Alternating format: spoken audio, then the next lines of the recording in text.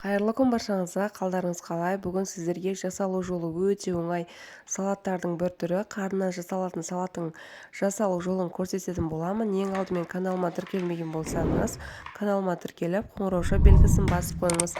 Видеоны өткізбей, видеоны соңына дейін қараңыз. Ең алдымен тазартылған қарынның үстіне жылы су құйып, үстінен бір немесе жарты лимонның суына сығып шығарамыз. Сол кезде қарынның иісі кететін болады. Менде бұл жерде қойдың қарны, сізде сиырдың, жылқының қарны болса да болады. Осылай суны шығардық. Енді бетіне жауып, жарты сағат қалып қоямыз. Жарты сағаттан соң алып, 3 сағаттай қайнатып пісіріп аламыз. Міне қарынды да 3 сағат қайнатып пісіріп алдым.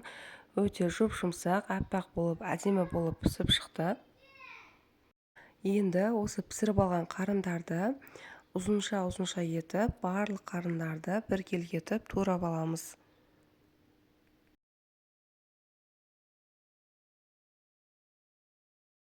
Міне қарның бәрін осылай турап шықтым. Енді үстінен орташа үлкендіктегі бір сәбізді алып, осылай барлығыны теркадан шығарып аламын.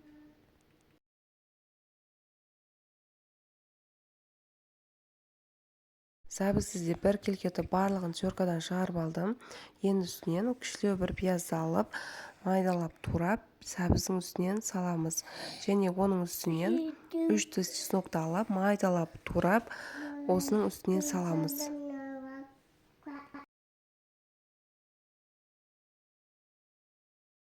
Үстінен дәміне қарай тұз бұрышын қосамыз. Бұл жерде мен тұз, қант, карендар, қара бұрыш және қызыл бұрыш қостым. Қантты қосқан себебі салаттың кішкене қышқыл дәм болса, сол қышқыл дәмді алады. Оның артынан 1 чайна ложка соевый соус қостым. Соевый соусты көбірек қоссаңыз да болады. Мен әдейі азырақ қостым. Оның артынан 1 чайна ложка уксус қостым. Және мына жерде 2 ас қасық сұйық май құю керек. Мына жерде видеоға түспей қалыпты.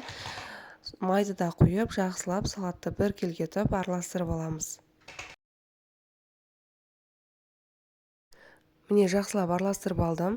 Енді салатты бір ыдысқа салып, 2 сағатқа холодильникке салып қоямын. Сол кезде сәбізі өліп, қосқан тұз бұрышы бір-біріне сіңіп, дәмі әдемі болады.